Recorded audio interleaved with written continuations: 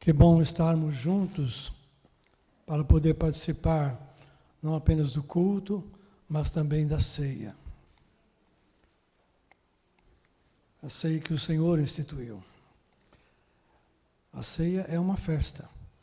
É a festa dos céus que convida os moradores da terra a participar da vida, do amor, da graça, da justiça e da santidade que vem de Deus, o Criador e o Senhor. Aleluia. E Deus já nos chamou a participar de forma contínua, o tempo todo. A graça está sobre você, o Espírito Santo está habitando em você. Isso faz toda a diferença. É os céus da terra, né? Como nós cantamos um cântico que assim fala. Glória a Deus.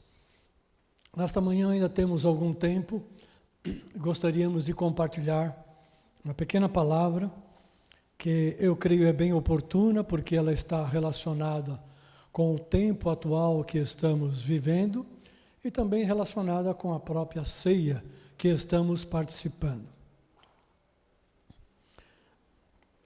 O tema dessa palavra é Nova Aliança, Direitos e Deveres sobre a Graça. Nova Aliança, Direitos e Deveres sob a Graça, debaixo da graça.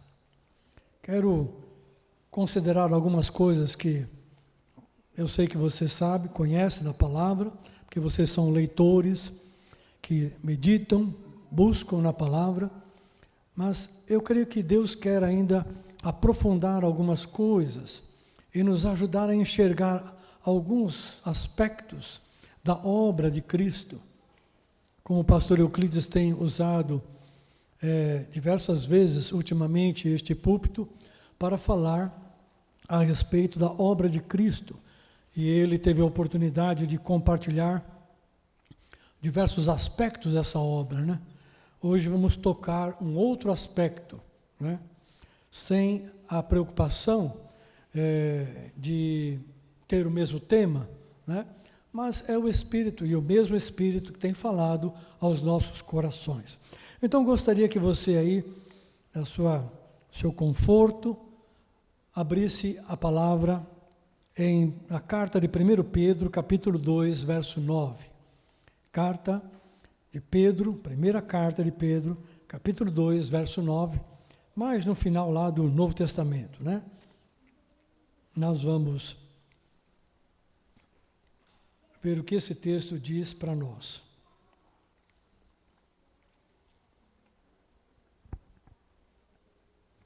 O apóstolo Pedro está discorrendo acerca da obra que Jesus fez, a salvação, e nessa altura, nesse ponto, nesse verso, ele fala de algo importante, que é o resultado, um dos resultados da obra de Jesus na cruz. Ele diz: vós, porém, sois raça eleita, sacerdócio real, nação santa e povo de propriedade exclusiva de Deus, a fim de proclamardes as virtudes daquele que vos chamou das trevas para a sua maravilhosa luz. Então, como eu disse, esse texto descreve uma realidade proveniente da obra de Cristo. E ele revela 3 fatos, ele contém 3 fatos, que à primeira vista você não percebe, mas ele é o resultado desses 3 fatos. E é isso que eu quero colocar para você nesta manhã. Como é que Deus conseguiu transformar homens e mulheres pecadores, debaixo do pecado, debaixo da influência do maligno, vivendo uma vida no mundo completamente longe de Deus, né? Como é que ele consegue chamar essas pessoas como raça eleita, sacerdócio real, nação santa e povo de propriedade exclusiva de Deus? A fonte, o fato que gerou isso, eu disse que são 3 fatos. O primeiro é que o Senhor, evidentemente, assumiu a forma humana, como já se falou, veio anunciar o Evangelho, anunciar o reino de Deus sobre a terra, e no tempo certo, dentro do contexto de uma celebração de Páscoa,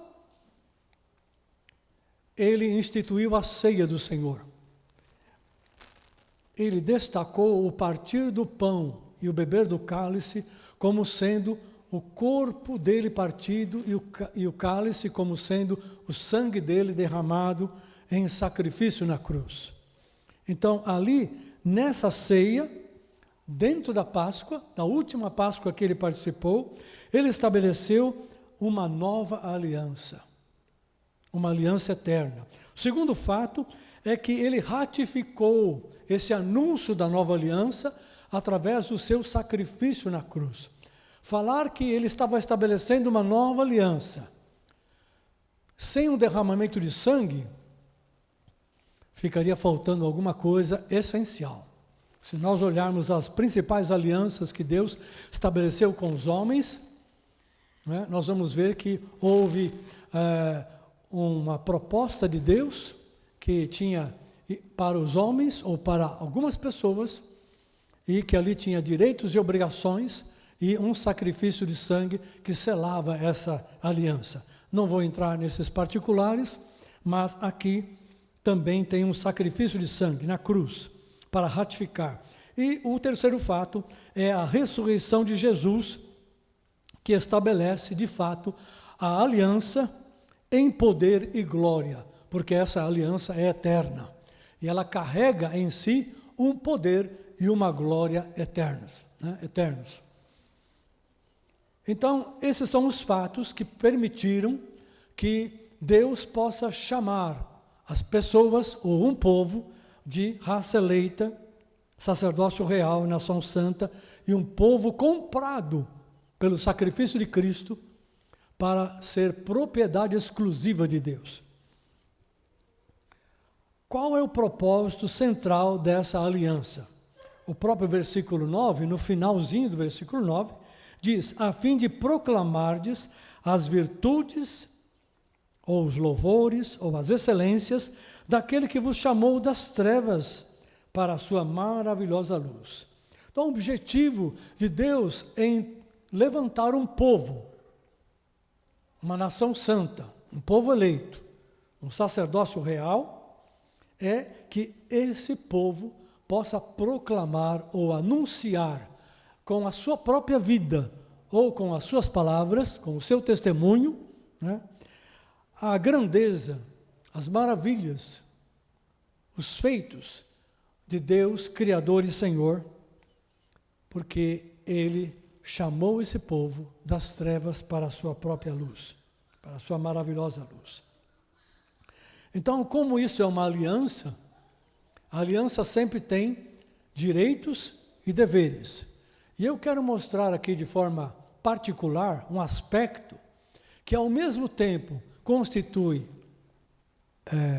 direitos e constitui deveres. Vamos lá. A partir do momento em que Deus chama aqueles que se reconciliam com Ele, que se unem a Jesus, pela fé e pelo batismo, recebem o Espírito Santo, o eterno Consolador, são introduzidos no corpo de Cristo, eles se tornam raça eleita, nação santa, sacerdócio real e povo de propriedade exclusiva. Está qualificado. Antes não eram isso, agora são. E você sabe que você foi chamado e você é tudo isso. Você está qualificado dentro desse chamado. Eu também estou. Milhares e milhões hoje sobre a terra também estão enquadrados ou qualificados dentro desse texto. Agora, como é que se manifesta os direitos e deveres dessa condição, né, de sacerdócio real, de nação santa? Eu vejo aqui três coisas importantes. A primeira é que cada um desses que fazem parte desse povo eleito se tornou testemunha dos atos e dos ensinos de Jesus. Todos nós somos testemunhas daquilo que Jesus fez e falou, daquilo que foi registrado na palavra de Deus e que nos permite diretamente ler, meditar, estudar, sem a mediação de qualquer pessoa, com o auxílio do Espírito Santo, de ler, interpretar e entender as Escrituras. Interpretar, que eu digo, não é uma interpretação particular que vem da sua cabeça, mas uma interpretação baseada no conhecimento, na doutrina que já está estabelecida e naquilo que o Espírito Santo testifica ao seu coração. Você não precisa que alguém leia, que alguém entenda e que alguém te ensine no dia a dia a palavra, porque a palavra está aberta para você. Aliás, o centro dessa aliança, dessa nova aliança, diz que Deus iria imprimir as suas leis na mente e inscrever no coração do fiel ou do crente. E o Espírito passaria a habitar nos seus corações. Então a palavra e o Espírito estão dentro, estão no interior da pessoa, no seu coração. E eles não precisam que alguém seja o intermediário entre esse crente, esse fiel e o seu Deus. Aí você vai perguntar, pastor, mas nós temos uma série de ministérios, tem pastores, tem obreiros, tem profetas, tem mestres, tem evangelistas, tem outros ministérios. Sim, eles são ministérios levantados pelo Senhor, ordenados pelo Senhor, para fazer a obra de Cristo, para ajudar o corpo a se edificar, a caminhar, a receber a orientação, conselho, etc, etc. São homens e mulheres chamados por Senhor Jesus Cristo, o cabeça do corpo, para ajudar a fazer a obra que Ele tem para fazer, para levar esse corpo a uma edificação, a uma maturidade, até que seja completo. Mas quando você dobra o seu joelho, abre a sua Bíblia, busca o Senhor, Ele fala direto contigo. Ele ilumina a sua palavra, como diz o salmista, lâmpada para os meus pés e luz para os meus caminhos, são a tua palavra. Glória a Deus. Então, Deus te deu a graça de ser testemunha e ter a iluminação do seu coração para compreender a palavra e a vontade de Deus para a sua vida e para a sua igreja. O segundo ponto é que Ele te deu a graça de abençoar as pessoas em nome de Jesus. Isso começa com a sua própria família, sua casa, círculo de relacionamento. Você tem a condição de abençoar as pessoas, invocar o Senhor em favor delas, liberar bênção ao invés de liberar maldição, liberar uma palavra que transmita graça e não que transmita malefícios. E o terceiro ponto é que você foi chamado como um sacerdócio real a orar por pessoas e com as pessoas. Tudo isso faz parte do sacerdócio. O sacerdócio que estava estabelecido no Antigo Testamento tinha a responsabilidade de orar pelas pessoas, orar pelo povo, de abençoar o povo, de levar as cargas do povo perante o Senhor e de ensinar a palavra de Deus. Então, se você tem que ensinar, você precisava compreender, você precisava estudar, você precisava ler, meditar nessas palavras, assim por diante. Então, esses são 3 direitos. E se são direitos provenientes da nova aliança, constitui herança. Eu quero que você não perca de vista esse detalhe. Os direitos da nova aliança constituem herança para aqueles que estão em Cristo Jesus, para aqueles que são filhos de Deus em Cristo Jesus. Então, é parte da sua herança a graça de ler, entender, interpretar, para ter uma compreensão clara e aplicar a palavra na sua vida. Porque Deus coloca a sua palavra no seu coração e o Espírito é quem ilumina e que esclarece para você.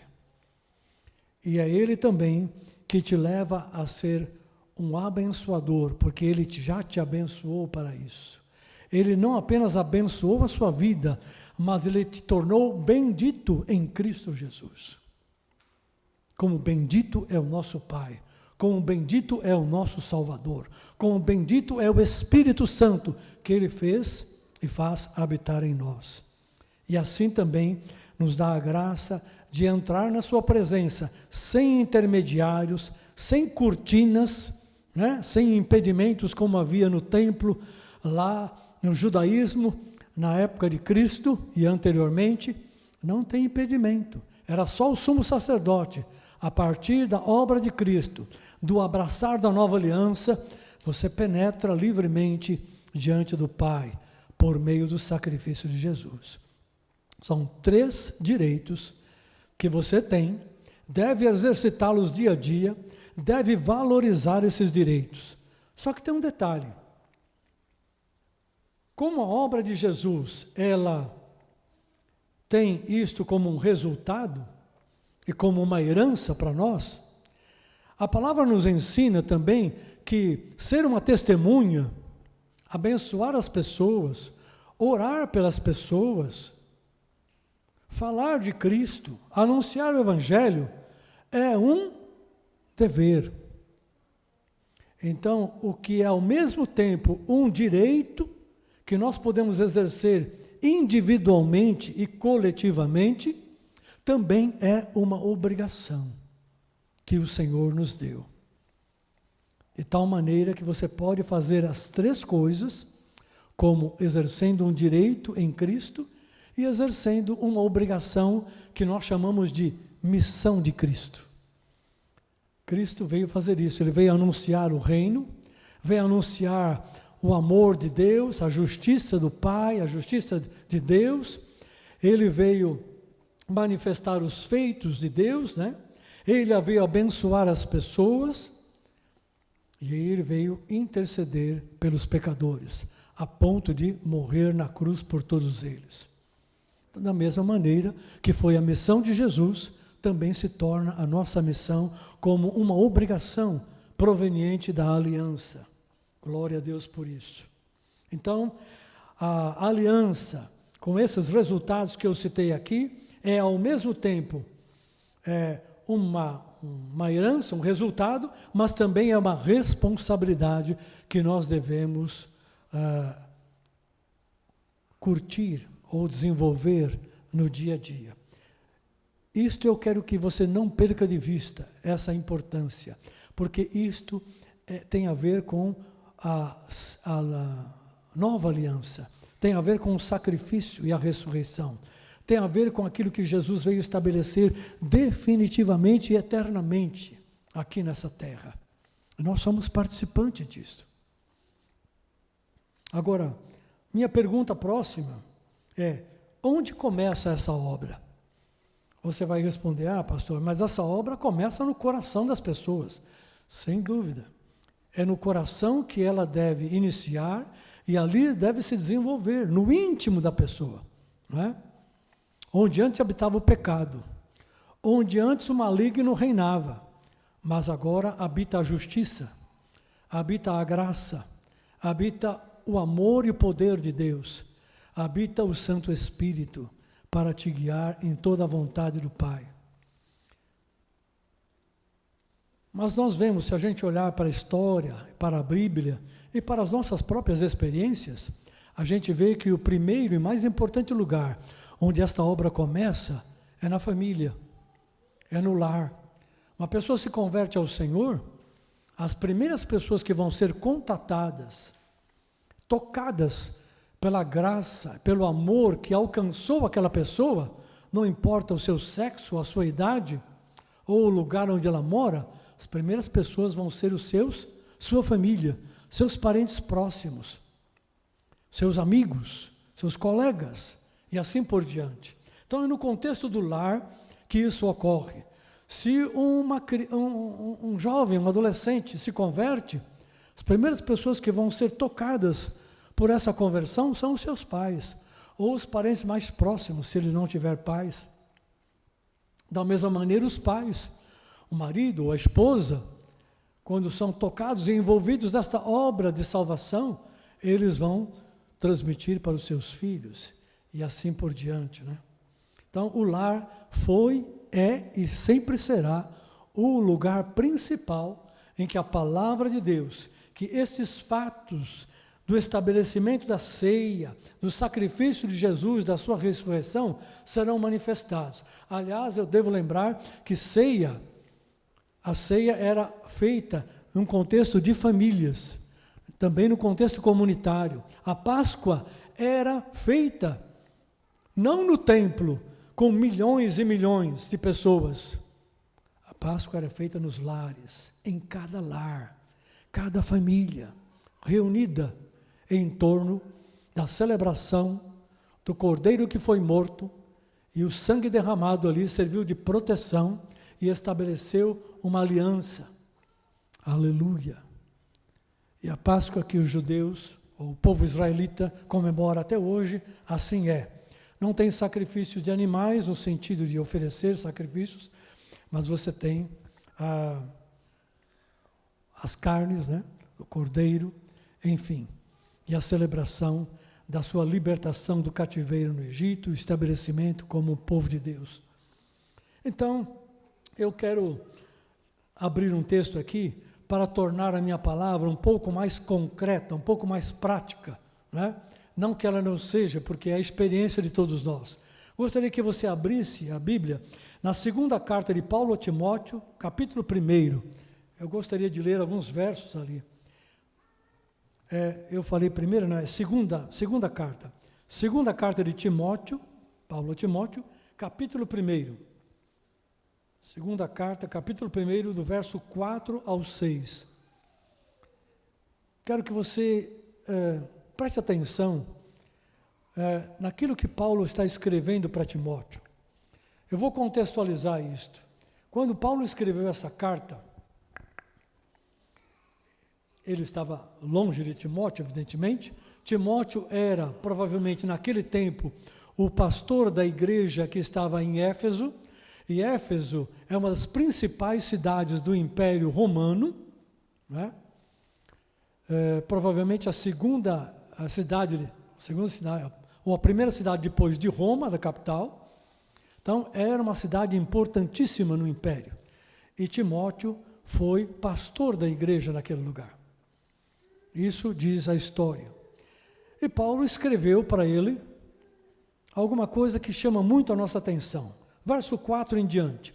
Lembrando-me das tuas lágrimas, desejo muito ver-te, para me encher de gozo, trazendo à memória a fé não fingida que há em ti, a qual habitou primeiro em tua avó Loide, e em tua mãe Eunice, e estou certo de que também habita em ti. Eu vou parar por aqui, um pouquinho. Paulo está olhando para trás, quando ele conheceu Timóteo, alguns anos antes.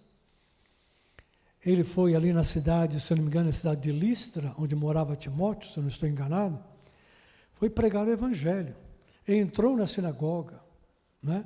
Levou a palavra de Deus, e ali ele conheceu Timóteo, que era um jovem, bem jovem, né? Mas era um jovem temente a Deus, conhecia as Escrituras do Antigo Testamento, era um moço que se cuidava, que recebeu uma educação centrada na religião do judaísmo, mas também na palavra de Deus, os princípios da palavra de Deus. E da onde veio a educação de Timóteo? Veio da sua mãe, Eunice. E da onde Eunice aprendeu todas as coisas? da sua mãe, Lóide.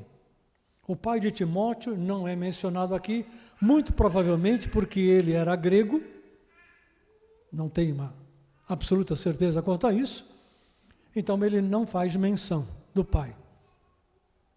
Pode ser que estivesse morto, não importa, mas não faz menção.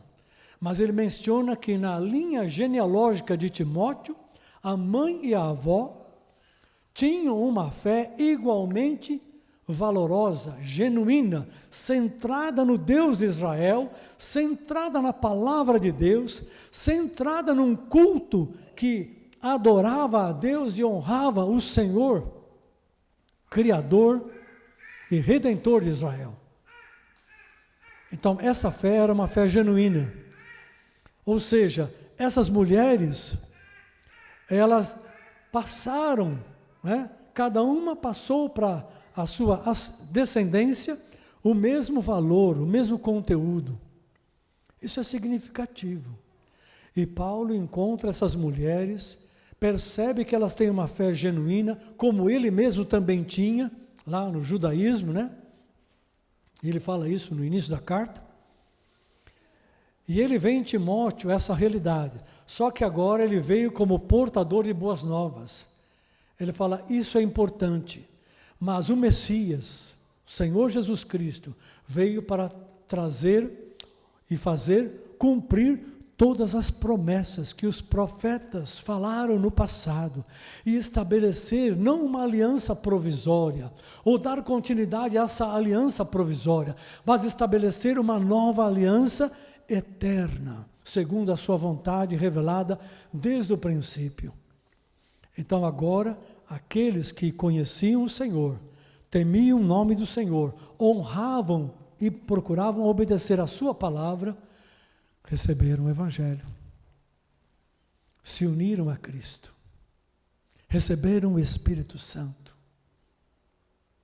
viram acontecer na vida deles as promessas que estavam na lei, em Isaías, em Ezequiel, em Jeremias, uma nova aliança, em Joel, pelo derramamento do Espírito, não é? Tudo isso, de repente, se abriu diante deles. E Paulo, está vendo? Tudo aquilo que Deus prometeu, eu trago para vós agora, por meio de Jesus. Glória a Deus. Então, aqueles que já tinham uma fé genuína, passaram agora a depositar a sua fé na inteira palavra de Deus. Não apenas na lei, mas também nos evangelhos. Ou no evangelho, né, que estava sendo pregado. Eles tinham o temor a Deus, eles tinham escrituras que foram inspiradas por Deus, agora eles se tornaram tábuas onde Deus ia escrever as suas leis, os seus princípios nos seus corações.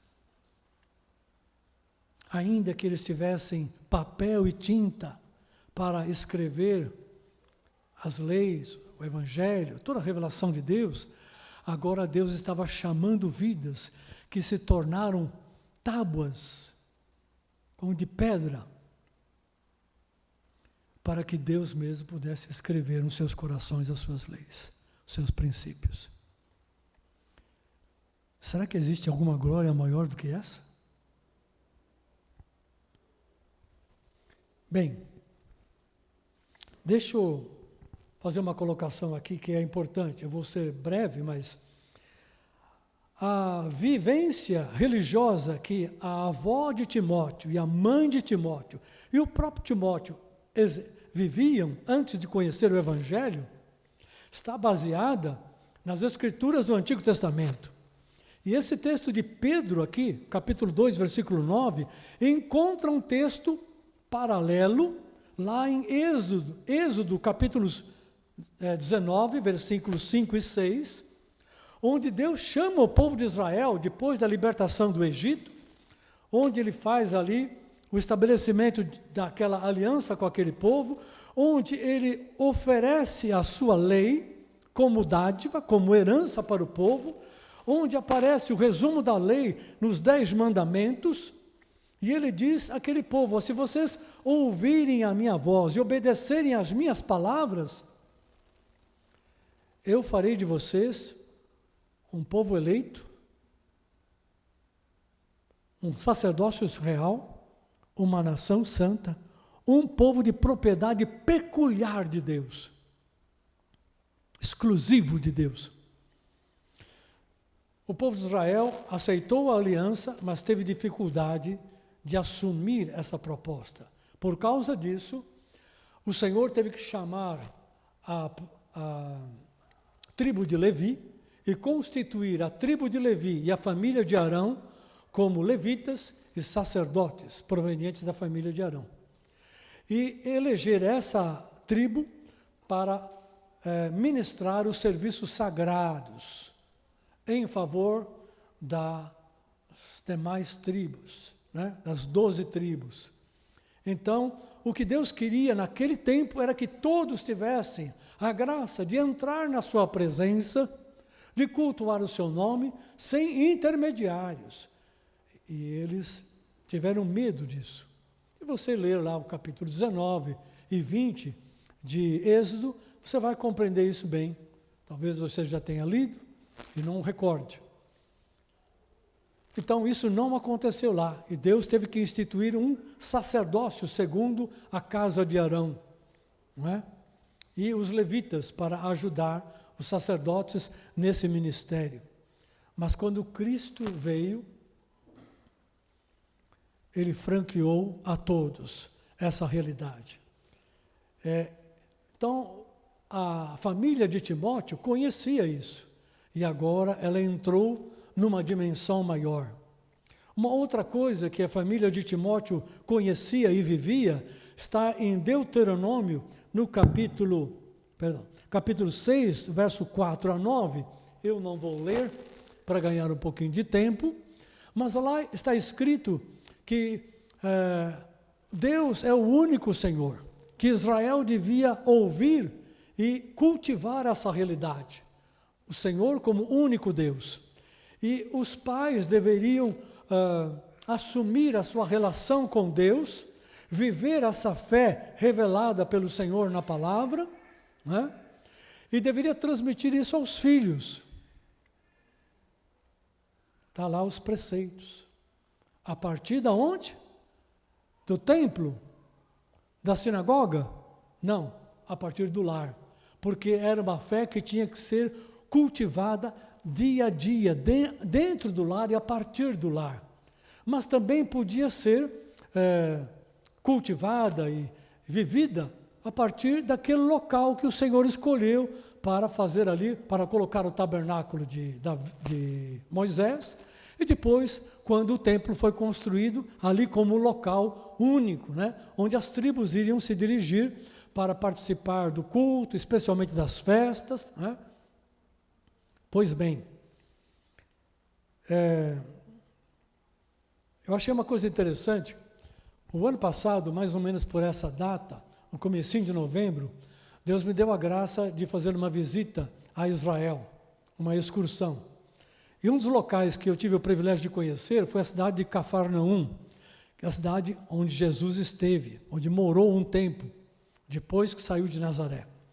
E ali Pedro e a sua família moravam lá. Então, quando você vai a Cafarnaum hoje, você visita lá os lugares preparados para o turista, né? Especialmente a casa de Pedro, ou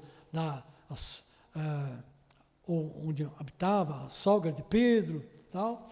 E ali próximo daquele local ficava a sinagoga.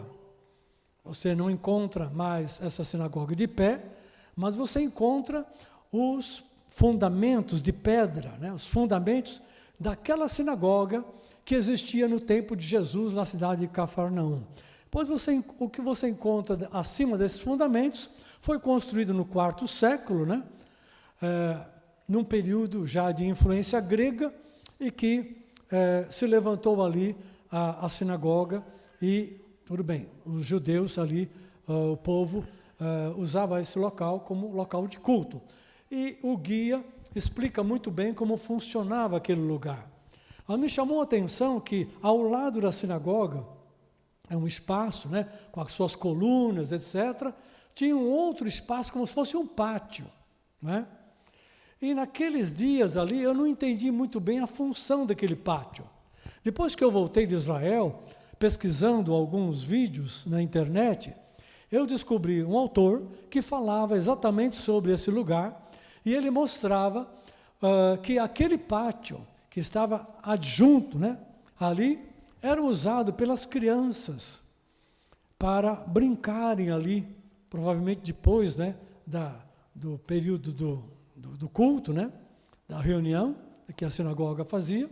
Ali as crianças ficavam, brincavam, e no chão, cheio de pastilhas, aquelas pastilhas que decoravam, mas ao mesmo tempo elas permitiam que as crianças brincassem usando aquelas pastilhas, né?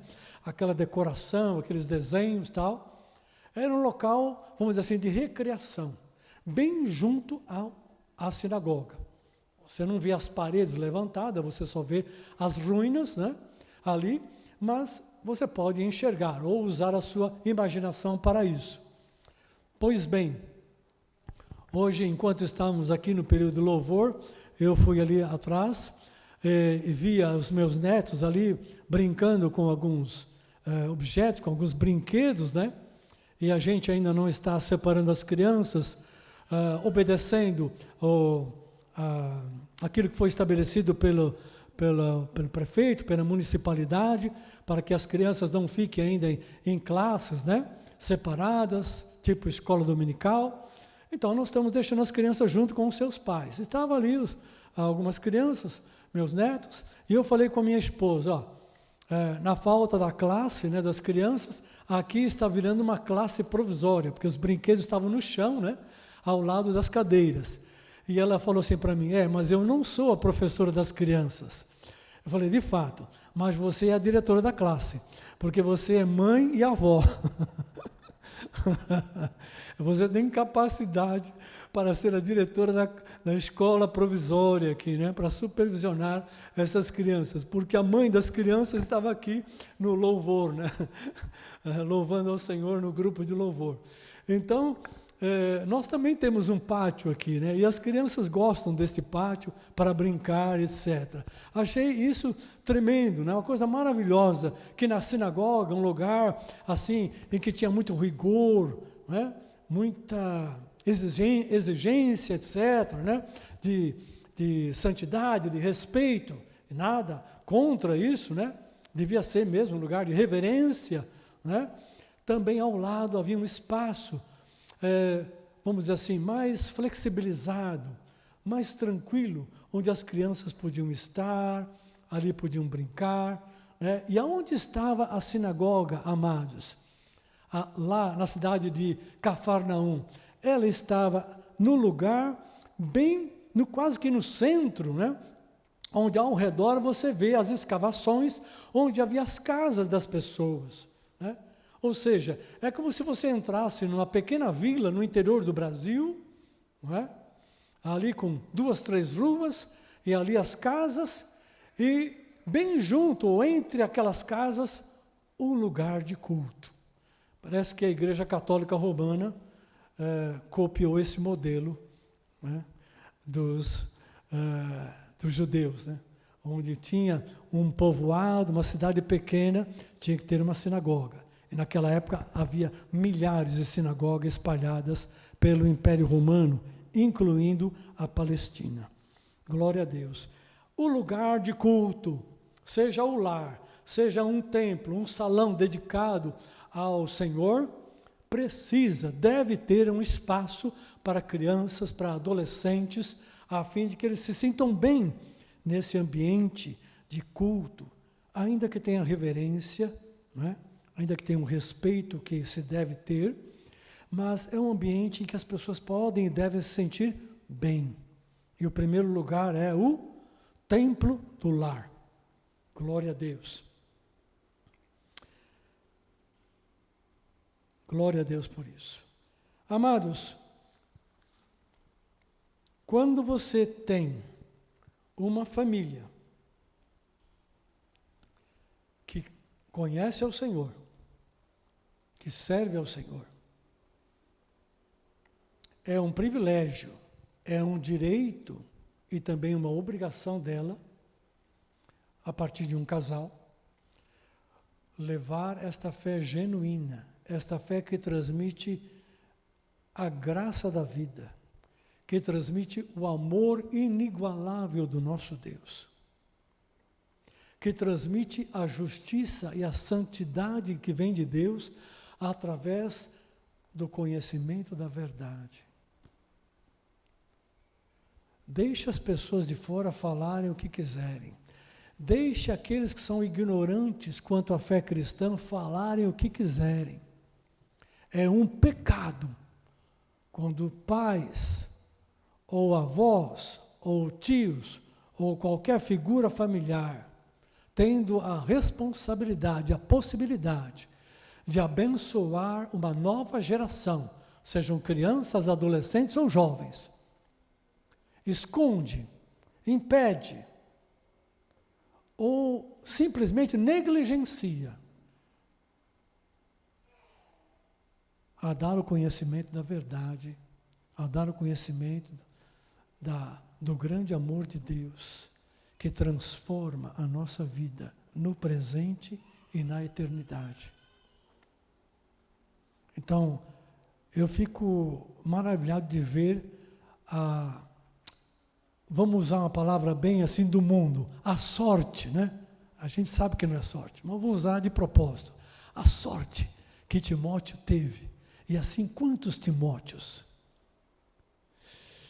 de ter uma mãe e uma avó que tinham uma fé genuína no Deus Criador, Redentor e Senhor de todas as coisas. E que depois teve a dupla sorte de ser alcançado pelo Evangelho através da proclamação apostólica que chegou até ele. E o resultado disso, sabe o que foi? Quando Paulo quis continuar a sua jornada apostólica pelo mundo grego, romano, o que ele fez? Ele foi até a mãe e a avó, né, de Timóteo, especialmente a mãe, não sei se o pai era vivo ou não, falou, olha, eu quero levar ele comigo, eu quero ajudá-lo, eu quero edificá-lo, porque esse aqui é um escolhido de Deus. Logo, logo, ele vai receber uma imposição de mãos. Deus tem um propósito especial na vida desse moço. E eles autorizaram, e Timóteo seguiu nessa liderança com Paulo, né? E alguns anos depois, o que ocorreu foi que você encontra Paulo estendendo a mão sobre Timóteo. Eu vou terminar com esta colocação. Verso 6 diz, por este motivo eu te exorto que despertes o dom de Deus que há em ti pela imposição das minhas mãos, porque Deus não nos deu o espírito de timidez, mas de poder, de amor e de moderação. Portanto, não te envergonhes do testemunho do nosso Senhor, nem de mim que sou prisioneiro seu. Antes participa comigo das aflições do Evangelho segundo o poder de Deus. Esse moço, depois de alguns anos, estava prontinho para receber a imposição de mãos, e ele recebeu, e o Paulo transmitiu a ele um dom de Deus. Se você ler as cartas de Paulo a Timóteo, as duas cartas, e também parte do livro de Atos, você vai ver o que aconteceu com o Timóteo, né? A história da igreja conta um pouco mais ainda.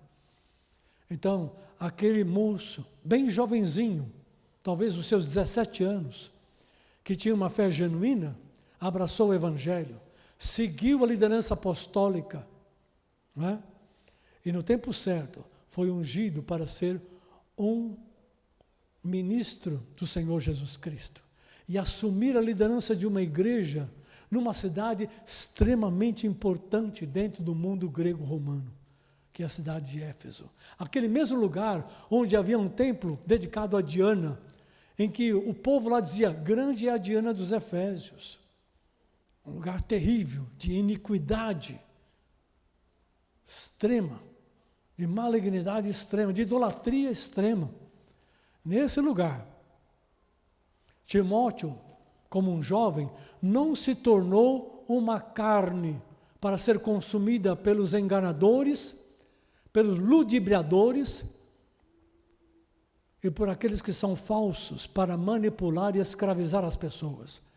Pelo contrário, Timóteo, como um ser humano, se tornou uma tábua onde o Senhor Jesus escreveu a sua lei, o seu evangelho, e penetrou com o seu amor, para que ele pudesse fazer uma grande diferença na vida de milhares e milhares de pessoas que moravam, não apenas em Efésios, mas talvez em outros lugares onde Timóteo pôde alcançar.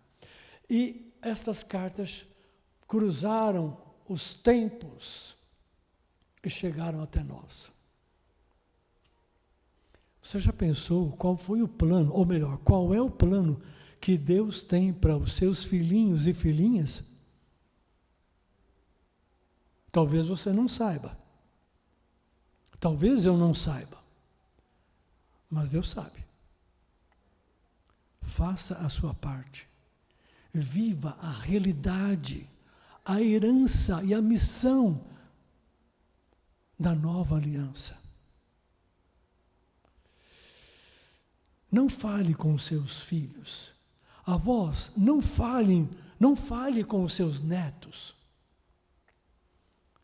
Enquanto tiver fôlego nesta vida, seja uma testemunha fiel de Jesus. Ore pelas pessoas. Interceda por aqueles que são necessitados. Abençoe. Não encolha a tua mão. Não te amedrontes pela pandemia, como eu coloquei essa semana lá no Zap da igreja. Não te amedronte por coisa alguma. Porque a graça e o poder, a graça de Jesus e o poder do Espírito Santo estão vivos dentro de você a cada dia, para te conduzir como cabeça e não para ser cauda das ideologias e dos falsos líderes e falsos ajudadores que se espalham e que se manifestam no meio da sociedade, não apenas brasileira, mas entre as nações. Fica esperto, mas cultive poderosamente aquilo que o Senhor te deu. Aleluia. Glória a Deus. Não olhe as circunstâncias, olhe o Senhor. Não olhe os desafios e as crises, olhe para a palavra de Deus, que pode te dar esperança. Aleluia. Amém? Vamos orar ao Senhor e vamos partir para a nossa finalização aqui. Quero que você fique em pé, como eu estou em pé aqui, e vamos colocar esta palavra diante do Senhor. Mas abra o teu coração, se é que já não está aberto, eu creio que está. Diga para o Senhor: Senhor, muito obrigado por esta graça da aliança. Muito obrigado pelo fator gerador do sacrifício de Cristo, da ressurreição, da nova aliança estabelecida por Jesus, porque Jesus não é enganador e nem, não mente. O que Ele fala, Ele cumpre, o que Ele estabelece, Ele mantém até o fim.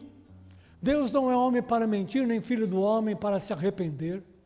Aleluia, glória a Deus. Diga para o Senhor, se você está pronto: Senhor, tão somente toma a minha vida e continua servindo-te da minha vida, do meu coração, como tábua como pedra, mas agora tábua de carne.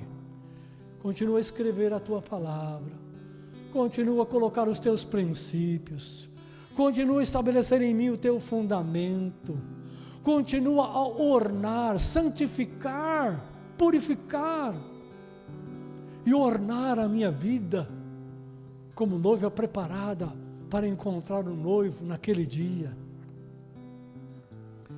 Continua a usar a minha vida, continua a me encher do teu Espírito, continua a me revestir de coragem, de firmeza, de determinação, para ser tua testemunha aqui na terra, enquanto eu tiver fôlego de vida. Continua a me dar graça e sabedoria para que eu faça conforme a tua vontade, com equilíbrio, bom senso e sensatez. Continua a revelar a tua palavra ao meu coração. Continua a me dar entendimento da verdade e graça para aplicar essa verdade na minha vida, na minha família e aonde o Senhor assim o requerer. Continua a colocar no meu coração as pessoas para quem o Senhor quer que eu ore por elas, pessoas que o Senhor quer que eu abençoe, diretamente ou indiretamente, porque a palavra de Deus não tem distância para alcançar as pessoas. Pai, em nome de Jesus, te damos graça pela tua palavra desta manhã, graça por participar desta ceia, por ter a oportunidade de renovar a nossa união com Cristo, esse Cristo vivo que se sacrificou por nós, e que até hoje nós tomamos o cálice em memória do seu sangue derramado, comemos este pão em memória do seu corpo rasgado na cruz, como um verdadeiro sacrifício aceito pelo Pai. Aleluia! Continua a fazer a tua boa obra, Senhor. Continua a usar esta igreja, esta obra que o Senhor começou há mais de 50 anos. Continua a usar para abençoar as famílias, para abençoar as cidades, para abençoar aqueles que fazem parte do nosso círculo de amizades e de relacionamento. Continua a usar esta igreja para ser um canal de bênção para esta cidade de São Caetano do Sul e para todo o Brasil. Continua a usar esta igreja, Senhor, esta obra, para ser um canal de bênção às nações, para que o teu evangelho e a tua palavra alcance as nações no meio desta pandemia de crise, não apenas do coronavírus, mas crise de imoralidade, crise de ética, crise, Senhor, de segurança, crise, Senhor, de desesperança, e assim tantas outras coisas que fazem parte dessa crise.